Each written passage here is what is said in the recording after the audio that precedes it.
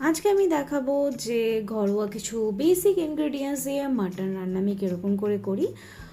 খুবই টেস্টি হয় খেতে, অ্যান্ড ডেফিনেটলি সানডে या স্যাটারডে या তো কোনো ছুটির দিনের লাঞ্চটা তো ভালো জমে যায়।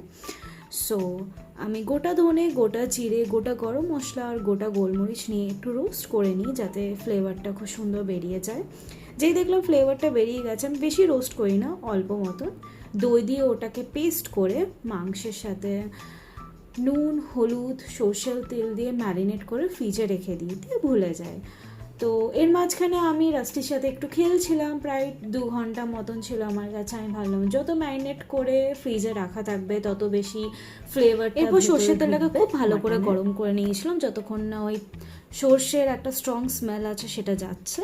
তারপর তেজপাতা, কুচনো পেঁয়াজ ভালো করে ভেজে নিতে হবে যতক্ষণ না গোল্ডেন ব্রাউন হচ্ছে। এরপরে আদা রসুন পেস্ট, টমেটো বাটা আর কাঁচা লঙ্কার পেস্ট দিয়ে ভালো করে একটু জল যেটা আছে, যেটা পেস্টের সময় হয়ে যায়, সেটা যতক্ষণ না টেনে নিচ্ছে ততক্ষণ একটু কষিয়ে নিতে হবে মাংসটা দেওয়ার আগে।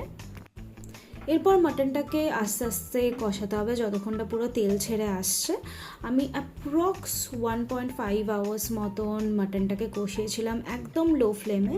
দিয়ে দেখলাম মাটনটা যখন হাফ কষানো হয়ে গেছে, ওর মধ্যে কিছু গোটা রসুনও দিয়ে দিলাম, কারণ গোটা রসুন স্পেশালি মাটন কারিতে দারুণ লাগে খেতে। দিয়ে ঢাকা দিয়ে দিয়েছিলাম।